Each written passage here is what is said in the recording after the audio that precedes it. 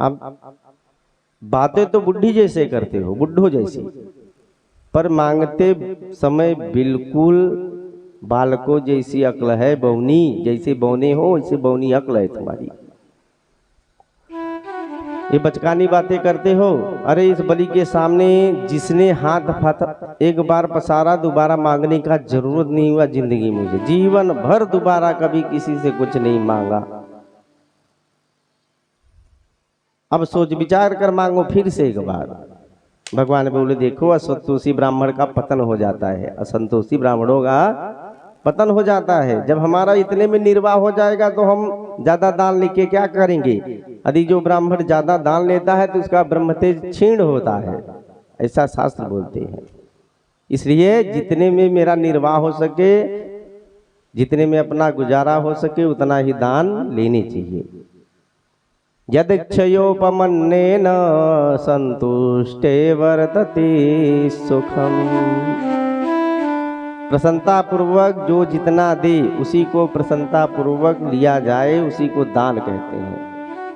अब पता चला आप दान दिए, मेरा मुंह बन गया, मेरे को तो इसने 10 रुपया दिया, तो आपका भी दान व्यर्थ हो गया, मैं तो गर्त में गया ही। ब्राह्मण को संतोषी होना चाहिए। बलि इतने में जब मेरा काम चल जाएगा तो मैं ज्यादा लेके क्या करूंगा, आवश्यकता अनुसार दान लूंगा, फालतू लेकर क्या करना मेरे को। बलि ने कहा भाई मान गया। आप बहुत ब्राह्मण देखे आप, पर आप जैसे संतोषी ब्राह्मण मेरी दृष्टि में आज तक नहीं दिखाई दिया। ठीक है महाराज, मैं आपको वचन देता हूं 3 पग जमीन आप नाप लो, जो उत्तम दिखाई पड़े। भगवान बोले संकल्प लो, तो अब मैं बगैर संकल्प के दान नहीं लेता। बलि बोला, फिर हंसा महाराज, लोग मेरे बारे में क्या सोचेंगे कि इतना बड़ा राजा बलि त्रिलोक का और 3 पग भूमि का दान कर रहा है, सब मेरा हंसी उड़ाएंगे। भगवान ने कहा देखो दान देना है तो ढंग से दो, नहीं तो रहने दो, मना कर दो, अपने चले जाएंगे।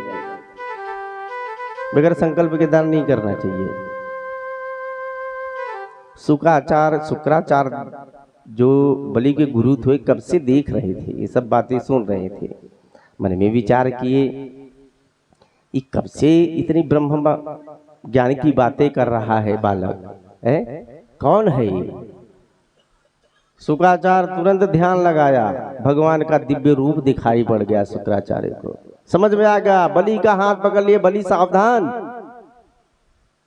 बलि बोला क्या हुआ महाराज।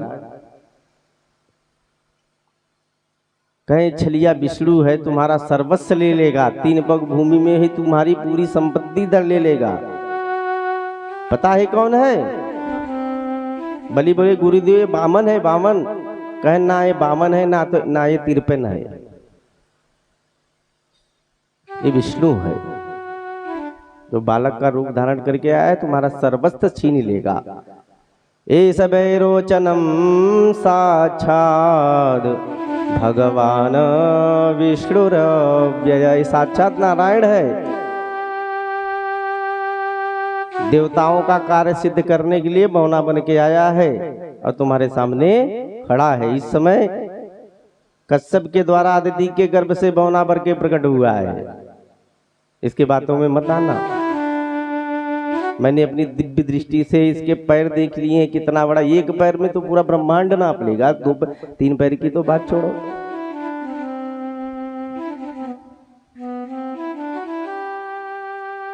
बोल दो कि हमने संकल्प नहीं दिया, अभी तक संकल्प नहीं हुआ है। बलि ने बोला गुरु यदि संकल्प लेना ही दान है, मैंने भी मन वचन से इनको कह दिया है, भले संकल्प लिया हो या न लिया हो, मैं इसे दान जरूर दूंगा, नहीं तो मेरे पूर्वजों में कलंक लग जाएगा।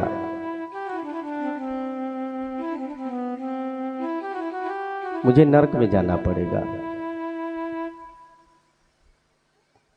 यदि ये बामन होगा तो 3 परग भूमि नाप के चलता बनेगा। यदि ये साक्षात नारायण है तो मेरे जैसा भाग्य दुनिया में किसी का नहीं है। दुनिया को देने वाला आज मुझसे मांग रहा है, दाता एक राव में भिखारी सारी दुनिया है। आज दुनिया को देने वाला मेरे सामने हाथ फैलाए खड़ा है, ये मेरे भाग्य नहीं है तो क्या है? मेरे तो इतने बड़े भाग्य हैं कि आज मैं इनको दान दूंगा। मैं मना करने वाला नहीं, पाप लगेगा। शुक्राचार्य बोले कुछ जगहों पे झूठ बोलना पाप नहीं लगता है। समझा रहे हैं कि कुछ जगहों पे झूठ बोलना पाप नहीं होता है। कौन कौन सी जगह? शुक्राचार्य दैत्य नीति के हिसाब से समझा रहे हैं। आप समझदार हो, खुद विचार कर लेना। स्त्रीसु नर्म विवाहे वृत्त्यर्थे प्राण संकटे और गौ ब्रह्मण हिंसाया नान्यतम स्याज्जुगुत्सितम। स्त्रीसु अपने पत्नी से झूठ बोलने में पाप नहीं लगता है।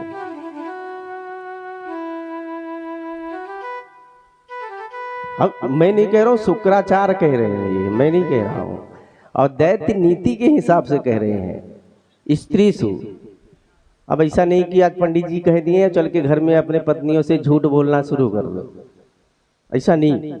ध्यान दो, खुद चिंतन करो, थोड़ा आपको समझ में आएगा। अब जैसे देवी जी आपके सामने आपके साथ कहीं गई हैं फंक्शन में, पार्टी में, तो देवियां जब किसी प्रोग्राम में जाती हैं तो सबका साड़ी, सबका हार यही देखती हैं किसने क्या पहना है। अब देवी जी ने देख लिया, अब मन में सोच रही हैं जैसी, जब तक मैं ऐसी नहीं लूंगी तब तक चैन से अब रहने वाली नहीं। तुरंत घर पे आई और पति जी से कहीं, पति जी सुन रहे हो, पार्टी में देख रहे थे कितना बढ़िया हार पहनी थी, मुझे बार बार दिखा रही थी, मुझे भी चाहिए। अब पति उस समय कहीं बोल देवे कि देवी जैसे तैसे खर्चे ही चल रहा है और तुम हार की बात कर रही हो तो महाभारत हो जाएगा, रोटी भी नहीं मिलेगी आपको। तो उस समय बात टालने के लिए क्या झूठ बोल सकते हो कि चलो देवी रहने दो, कौन सी बड़ी बात है, अगला पेमेंट आने दे, पहले तेरा हार ही बनवाऊंगा। उस समय स्थिति जब ये आवे तो ऐसे समयों पे झूठ बोला जाता है, नहीं कि पहुंचते झूठ बोल देवे। तब तक के लिए तो बात टल गई, हो सकता है देवी जी का 2-4-10 दिन में मन बदल भी सकता है आपकी स्थिति परिस्थिति देख के। तो ऐसे जगहों पे अब वैसे नहीं झूठ बोलने के लिए बोल रहा हूं। स्त्रीसु नर्म, नर्म मतलब हंसी मजाक। स्त्रीसु नर्म विवाहे, विवाह में, किसी के शादी विवाह में 1-2 बातें चढ़ा के बता दो तो कोई पाप नहीं है। वृत्त्यर्थे, वृत्ति के लिए, देह यात्रा के लिए थोड़ा बहुत झूठ चलता है। और गौ ब्राह्मण हिंसाया, आपके झूठ बोलने से किसी के प्राण बच रहे हैं तो उस जगह भी झूठ बोलना पाप नहीं है। स्त्रीसु नर्म विवाहे वृत्त्यर्थे प्राण संकटे और गौ ब्राह्मण हिंसाया नान्यतम स्याज्जुगुत्सितम। अब ये बलि जी दैत्य नीति के हिसाब से बता रहे हैं, भगवान नहीं कह रहे हैं। बलि बोला कि कुछ भी हो मैं बगैर दान दिए मानूंगा नहीं, क्योंकि मैंने मन से ही संकल्प कर लिया है, नहीं मुझे नरक में जाना पड़ेगा, मेरे पूर्वजों में कीर्ति में कलंक लगेगा। गुरुदेव बड़े क्रोध में आ गए, कब से समझा रहा हूं, बड़बड़ाते जा रहा है, नहीं समझ आ रहा है। तुरंत गुरु जी ने ही बलि को श्राप दे दिया। अभी चरात भ्रष्ट से श्रिय, क्या बोले, तू बहुत, कब से तुझे समझा रहा हूं, समझ में नहीं आ रहा है, जा मैं तुझे श्राप देता हूं कि श्री से हीन हो जा, तू तेरा पद चला जाएगा। ऐसा श्राप देके शुक्राचार्य चल दिए। बामन भगवान बोले, बड़े भैया आपस में झगड़ा क्यों कर रहे हो, देना हो दो, नहीं तो मैं चलूं। बलि बोला, नहीं नहीं महाराज, मैं जल लेता हूं, आप संकल्प बोलिए। तो कहें उठाओ कमंडल, कमंडल उठाए और जैसे ही जल गिराने चले तो जल गिर ही नहीं रहा उसमें से। शुक्रा जी ने सोचा कि मैं कमंडल के छिद्र में ही जाके अगर बैठ जाऊं तो जल गिरेगा ही नहीं, तो संकल्प नहीं होगा। कम से कम इसके बस तो जाएंगे। तो ये भागवत में प्रसंग नहीं है, पुराणांतर प्रसंग ऐसा पढ़ने में आता है पुराणों में कि शुक्राचार्य जी जो थे जाके कमंडल के छिद्र में बैठ गए कि जल पास नहीं होने दूंगा तो संकल्प होएगा नहीं। अब बलि संकल्प ले रहा है तो जल ना गिरे। भगवान कहे क्या कर रहे हो भाई, जल नहीं ले रहे हो हाथ में। तो बलि बोला कब से संकल्प ले रहा हूं, जल गिर ही नहीं रहा है। कहते ओहो पुराना बर्तन हो गया होगा, जंग खा गया होगा, लाओ हम ही ठीक कर देते हैं। कुशासन में एक पैनी कुशा निकाली, अब निशा की एकदम बढ़िया से खींच के मारे। शुक्राचार्य बैठे थे कमंडल जी के छिद्र में, एक आंखें फूट गई, गोविंदाय नमो नमः। अब निकले कमंडल में से राम राम राम, कोई ले रहा है कोई दे रहा है, हम खाम खाम अपनी आंख फुड़वा लिए है। शुक्रा जी पश्चाताप करने लगे और जैसे ही शुक्राचार्य कमंडल से निकले जल हाथों पे आ गया। भगवान ने बहुत लंबी चौड़ी संकल्प पढ़ी।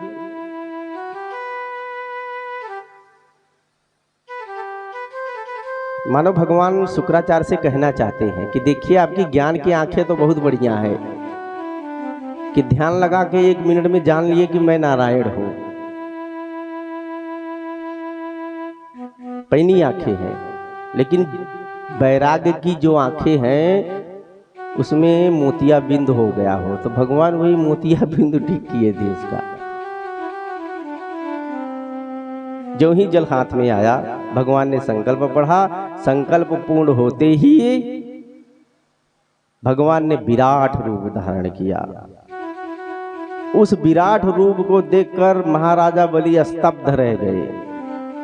भगवान बोले बलि अब मेरा नापना देख। एक चरण में बढ़ाते गए नीचे की तरफ, पहला अतल वितल सुतल तलातल रसातल पाताल सब नाप डाले। दूसरा पैर ऊपर बढ़ाने लगे, भू भुआ स्व मह जन तप सत्य लोग तक पूरा नाप डाले। 2 में ही सब काम हो गया। भगवान बोले बलि तीसरा कहाँ रखूं, तूने 3 पग भूमि का दान किया है। और भगवान जब ऊपर नाप रहे थे, भू भुआ स्व म जन तप आदि सब, तो इतना नापे कि ब्रह्मांड के कटाह में छेद कर दिए। और उस कटाह में से चिन्मयी जलधारा भगवान के चरणों को धोती हुई जब नीचे गिरने लगी तो ब्रह्मा जी ने देखा कि ओहो भगवान का पादोदक आ रहा है, तो अपने कमंडलू में लिया था वो जल, अपने कमंडलू में लिया। और वही चरणोदक ब्रह्मा के कमंडलू से ध्रुवलोक से होता हुआ सप्त ऋषि मंडल का से होता हुआ चंद्र मंडल में प्रवेश किया और चंद्र मंडल से होते हुए स्वर्ग में आकर जलधारा 4 भागों में विभक्त हो गई थी। वही जल 4 भागों में विभक्त हुआ। सीता, अलखनंदा, चक्षु और भद्रा। और उसमें से अलखनंदा नाम की जो जलधारा थी वही गंधमादन पर्वत पे आकर गिरी और गोमुख से आती हुई पूरे भारत वर्ष में से होते हुए जाके पुनः सागर में विलीन हुई।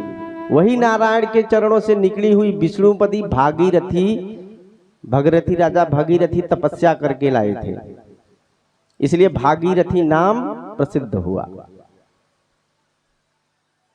जो जगत को पावन कर रहे हैं। सुखदेव कहते हैं राजन जामवंत जी उस समय नवयुवक थे। उन्होंने दुदुम्भी बजाते हुए भगवान का झूम झूम के जो है बामन विष्णु का प्रदक्षिणा किया था, बामन भगवान का। रामचरित मानस में भी प्रसंग आता है कि बड़ी बाधत प्रभु बाड़ियों सोतौ बरनी न जाए, उभय धरी महदीन 7 प्रदक्षिण धाय। 7 प्रदक्षिणा करी थी। भगवान ने कहा बलि अब बोलिए संकल्प में तीसरा चरण कहाँ रखूं? अभी तो 2 ही चरण नापे हैं, तीसरा चरण कहाँ रखूं? तब बलि की बोलती बंद हो गई। भगवान ने गरुड़ को आदेश दिया कि बलि को बांध लो। गरुड़ पास में बलि को बांध लिया। भगवान बोले बलि अब तो तेरा वचन मिथ्या हो गया, अब तुम नरक में गिरोगे, नरक में गिरने की तैयारी करो। तो बलि के समर्थक जो दैत्य खड़े थे वो टूट पड़े भगवान की तरफ। ते सर्वे वामनम हंतो शूल पट्टी सपाणय, ढाल तलवार लेके भगवान के ऊपर टूट पड़े। बलि ने इशारा किया कि विपरीत काल है, ठहरो, यदि इस समय तुम हमला करोगे तो सारे देवताओं के द्वारा मारे जाओगे। बलि ने हाथ जोड़ के भगवान से कहा कि प्रभु ये बताओ, धन बड़ा होता है कि धनवान? आपने मुझे बांध के पटक दिया, मैंने एक पैर एक पग जमीन आपको दान में नहीं दिया, तो आप ही बताओ धन बड़ा होता है कि धनवान? भगवान बोले कि धनवान, धनवान धन नहीं बड़ा होता है, धनवान बड़ा होता है। बलि ने कहा कि धनवान बड़ा होता है। तो बलि ने कहा प्रभु अभी तक आपने जो नापा है तो मेरा धन ही धन तो आप नापे हो, अभी तो ये धनवान आपके सामने खड़ा है।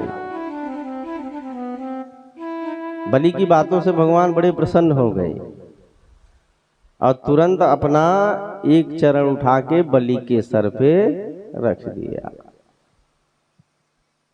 तुरंत प्रहलाद आदि देवता, ब्रह्मादि देवता प्रकट हो गए और भगवान को कहने लगे वाह भगवान, जो आपको तुलसी पत्र चढ़ा दिए आप उसे सर्वस्व दे डालते हो। बलि ने आज आपको सर्वस्व सब कुछ दान दे दिया, फिर इसको पटक दिए हो उठा के पास में बांध के। मानो भगवान कहना चाहते हैं पहले मैं धन संपत्ति देता हूं तो उसका अभिमान तोड़ता हूं पहले, है?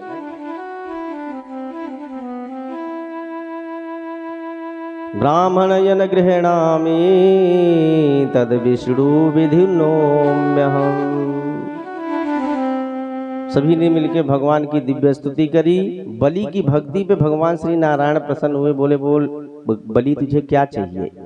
बलि ने कहा प्रभु यही बाकी झांकी मैं हमेशा देखना चाहता हूँ जो रूप में आप इस समय हो। भगवान ने सोचा भैया अच्छी ड्यूटी लगा दी इसने मेरी तो, है? भगवान बोले तू इंद्र की पदवी के लिए यज्ञ कर रहा था, जा मैं तुझे वचन देता हूं कि अगले मनवंतर में तू इंद्र बनेगा और तब तक तुझे मैं सूतल लोक का राज्य देता हूं। उसी राज्य में तुम रहना जो स्वर्ग के समान ही वैभवशाली है, और वहीं मैं तेरे दरवाजे पे खड़ा रहूंगा और आते जाते तू हमेशा हमको देखना। नारद जी को ये बात पता चल गई। नारद जी भागे भागे लक्ष्मी मैया के पास पहुंचे, बोले मैया जैसे हम थे वैसे आप हो गए। कहे क्या हुआ? सारी कहानी बता दी। लक्ष्मी मैया सूतल लोक पहुंची अपने पति को लेने कि राम राम हमको छोड़ के चल गए, वहां पहरेदारी की ड्यूटी कर रहे हैं, हमारा क्या होगा? लक्ष्मी मैया रोते रोते सूतल लोक पहुंची।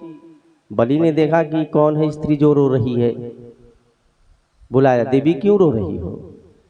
कहे राजन क्या बताऊं, आज रक्षाबंधन है, मेरा कोई भाई नहीं है, कोई मेरा भाई होता तो मैं उसे राखी बांधती, इसीलिए रो रही हूँ। भगवान बहन बोले देवी हमारे पास भी कोई बहन नहीं है, तो आज से तुम मेरी बहन हुई, हमें ही राखी बांध दो। मैया लक्ष्मी ने बलि को राखी बांधा तो बलि ने कहा देवी जो चाहिए मांग लो हमसे। तो लक्ष्मी मैया ने कहा पहले संकल्प लो। तो बलि बोले भैया संकल्प मैं नहीं लेने वाला, ये एक बार संकल्प लिया तो मुझे पूरा सर्वस्व सब कुछ देना पड़ा है। संकल्प के नाम से मुझे बड़ा डर लगता है। बहन जबान देता हूं तू जो मांगेगी मैं तुझे वही दूंगा।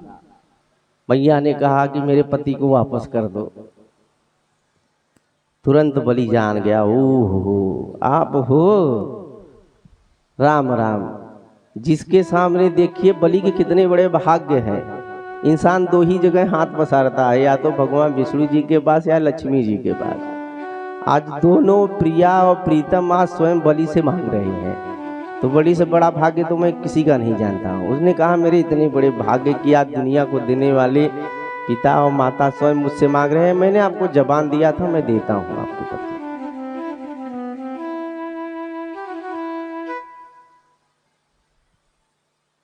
बलि इसलिए परम भागवतों में गिना जाता है। 12 भागवत हैं, उन 12 भागवतों में बलि का नाम है।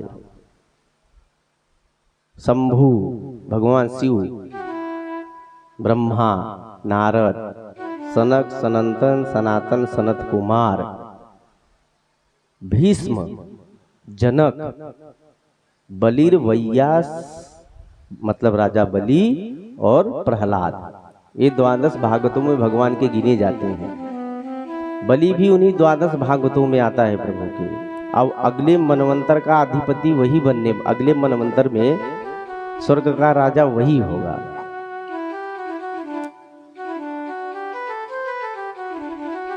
दिव्य वर्णन किया। सुखदेव कहते हैं राजा परीक्षित, भगवान का जन्म हर मनवंतर में हुआ करता है। इस प्रकार अपने भक्तों के परम कल्याण के लिए भगवान जो है विचित्र अवतार बार बार प्रत्येक मनवंतर में धारण करते हैं। एक बार मछली के रूप को धारण किया था उन्होंने। मछली रूप में भगवान प्रकट हुए थे, मत्स्यावतार। सत्यव्रत नाम के एक राजा थे। सुखदेव मुनि राजा परीक्षित को बता रहे हैं कि सत्यव्रत नाम के एक राजा थे जो नित्य स्नान करने जाते थे और नदी में स्नान करके सूर्य भगवान को अर्घ दिया करते थे। तो उस दिन राजा ने जब स्नान किया नदी में और हाथ में जल लिया और जैसे ही अर्घ देने चले तो एक छोटी सी मछली हाथ में आ गई राजा के। राजा ने जो जल छोड़ दिया, दोबारा जल लिया तो फिर वही मछली आ गई, फिर छोड़ दिया, फिर लिया तो वही मछली। फिर राजा बोले, मछली बोली कि राजन मुझे इस जल में मत छोड़ो। कहें क्यों? कहें बड़े बड़े इसमें मछलियां मुझे खा जाएंगी, मैं हमेशा भयभीत रहती हूँ। मेरे लिए कोई ऐसा स्थान बनवा दो जहां मैं चैन से रह सकूं। राजा बलि सोचे बोलने वाली मछली है, कोई दिव्य लग रही है। राजा उसे कमंडल में लेके अपने घर चले आए और उसी कमंडल में रख दिया कि तुम इसी में बड़े आराम से रहोगी। लेकिन देखते ही देखती वो मछली का स्वरूप बढ़ गया और कमंडल में फंस गई। चिल्ला उठी, राजन मुझे इसमें भी तकलीफ हो रहा है। राजा ने देखा तो सच्ची में इतनी जल्दी बढ़ गई। राजा ने कमंडल से निकाल के एक बड़ी सी तपेली में रखवा दिया और उसमें पानी भरवा दिया। बोले देवी इसमें तुम प्रसन्न चित्त रह सकती हो, इसमें तुम प्रसन्न चित्त रह सकती हो। बलि उसमें डाल के जैसे ही गए, मछली ने पुनः बृहद आकार लिया और इतना बड़ा आकार लिया कि उस बर्तन में पात्र में भी नहीं आई। तो चिल्ला उठी, है राजन ये जगह मेरे लिए उपयुक्त नहीं है, कम पड़ रहा है, मेरे लिए कोई बड़ा स्थान बनवा दो। तो राजा ने एक तालाब खुदवा के बहुत बड़ा उसमें डलवा दिया। देवी अकेले रहो आराम से। लेकिन देखते ही देखती मछली पूरा तालाब तक भर गई, एकदम बृहद आकार ले लिया। राजा बड़े चिंता में पड़े, हाथ जोड़कर बोले, कौन हो तुम? बड़ी बड़ी मछलियां हमने देखी हैं लेकिन इतनी जल्दी बढ़ने वाली मछली मैंने आज तक नहीं देखी। अपना परिचय दो, आप कौन हो? मछली बोली कि हे राजन मैं स्वयं नारायण हूं। भगवान तुरंत मछली के रूप में चतुर्भुज रूप धारण करके प्रकट हो गए। बोल मत्स्य भगवान की जय हो। भगवान ने कहा कि मैं इस रूप में तुम्हें इसलिए दर्शन देने आया हूं राजन कि आज के 7वें दिन प्रलय होगा, पूरी पृथ्वी जलमग्न हो जाएगी, कोई नहीं रहने वाला।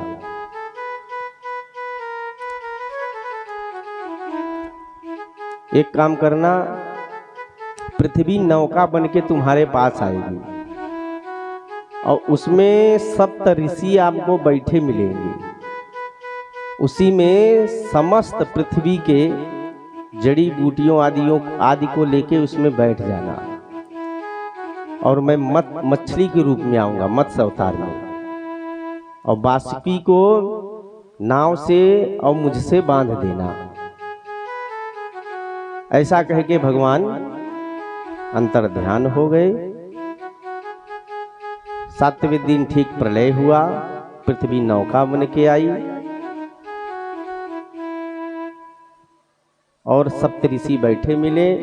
उसमें राजा बैठकर और समस्त जड़ी बूटियों को पृथ्वी को लेके उसमें बैठ गए और मत्स्य मतलब मछली के सिंग से बासुकी को बांध दिया, रस्सी बनाकर नौका तैयार कर दिया। ऐसा कहकर भगवान चले गए और स्वयं वैसा ही राजा ने किया। और उसी नौका पे बैठ के भगवान ने महाराजा मनु को दिव्य उपदेश दिया था। उसी को हम कहते हैं मनु स्मृति, जो हमारे बीच उपस्थित हुआ है। सुखदेव कहते हैं राजन, इस प्रकार प्रत्येक मनवंतरों में प्रभु के दिव्य दिव्य अवतार हुए करते हैं। प्रेम से बोलिए श्री वृंदावन बिहारी लाल की जय, भक्त वत्सल भगवान की, नंद नंदन गोपाल की। चलिए भगवत नाम संकीर्तन का आश्रय लेंगे, फिर 9वें स्कंध में प्रवेश करेंगे। सूर्य वंश का वर्णन और चंद्र वंश का वर्णन और भगवान का प्राकट्य। चल हरि नाम संकीर्तन का आश्रय ले, थोड़ा सा मनवाड़ी को शुद्ध करेंगे। चलिए। हो मेरा कोई न सहारा बिन तेरे, घन श्याम संवरिया मेरे। मेरा कोई न सहारा बिन तेरे, घन श्याम संवरिया मेरे।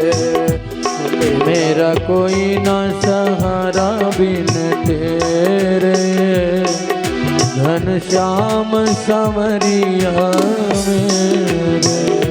मेरा कोई ना सहारा बिन तेरे, घन श्याम संवरिया मेरे।